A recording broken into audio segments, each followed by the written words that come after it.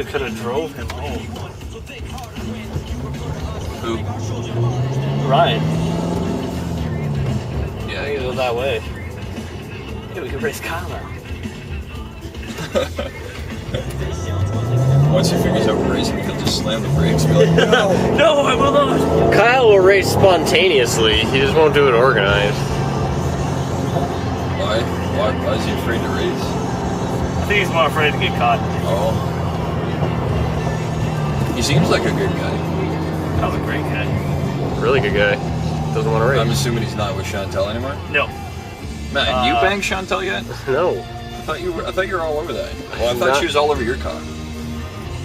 That was a time before Kyle. Oh yeah, I remember you telling me that.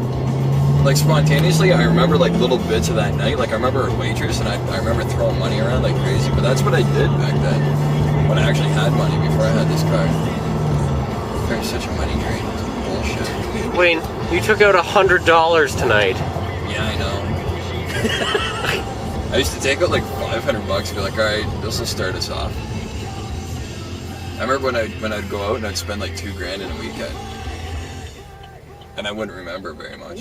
Like I passed out in Manitoba at a club, the Palomino in Winnipeg, and I woke up in a Windsor airport. I think that was pretty fucking epic. Yeah. I managed to figure out how I got there, but it was still like that's still pretty cool. I woke up in another province.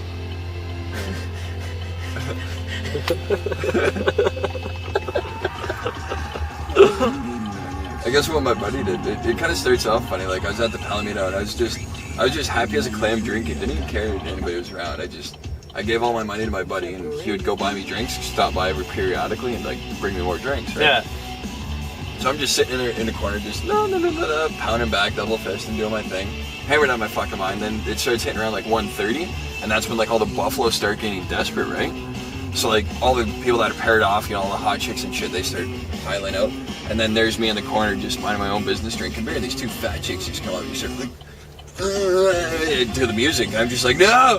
And I'm drunk, right? And I got my beer in each hand, and like I try and stand up to get away from them, but I'm between them and they're bumping into me, and I think they thought that I was trying to dance with them, but really I was trying to like push past them, but I had no equilibrium. Like I was hammered. And then I realized the only way I'm going to get away is by kicking out my legs and just crawling along the floor of the club. So that's what I did, and I'm crawling along the floor, and I'm like, Joey! And Joey's the guy that was there with me. He actually ended up hearing me from the other side of the club. Seriously? Picks me up, brings me over to where he was, and he was talking to like 6 hot chicks. I'm just like, you're a fucking cocksucker. But at that time, I was too hammered, and I just remember him bringing me over there. He sat me on the table, and like I was surrounded by all these hot chicks, and he's like, ladies, please take care of my buddy. He's hammered. He's harmless. Just take care of him. And I ended up getting 3 of their numbers. They put them in my phone for me, so I had no idea. And I remember this one chick. She was like just this little tiny, tight thing. And all I remember was her hair. She had bright red hair. She was a redhead, just like really bright. And I just remember like touching her hair all night. We're like, well, for the next like hour, just sitting there, just touching her hair. I was really happy with that. And then I passed out. But what my buddy did is when I passed out there, he brought me to the Winnipeg airport, put me down on a bench. Yeah. Went up to the lady that gives you the tickets and shit. He brought my luggage there, gave it to her.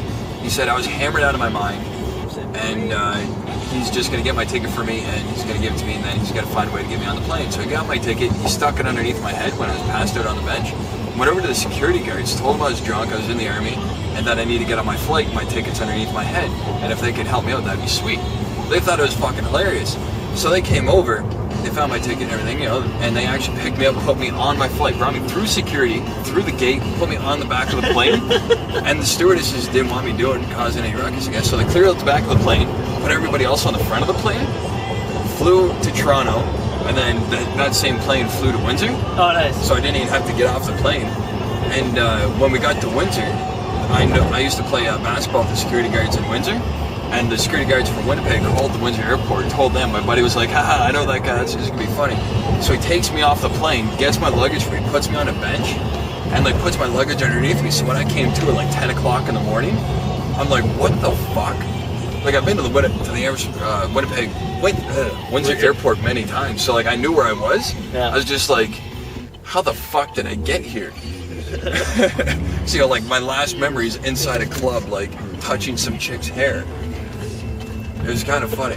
My buddy, he was on the other side of the security thing. He just sees me wake up, and I'm just like, you know, you get that thing where you're just all fucked up, and you're like, what the hell's going on? Yeah. I was wandering around like that, and he came over and he explained his half. I called up my buddy Joey, and he explained his half. And I was like, that's pretty epic.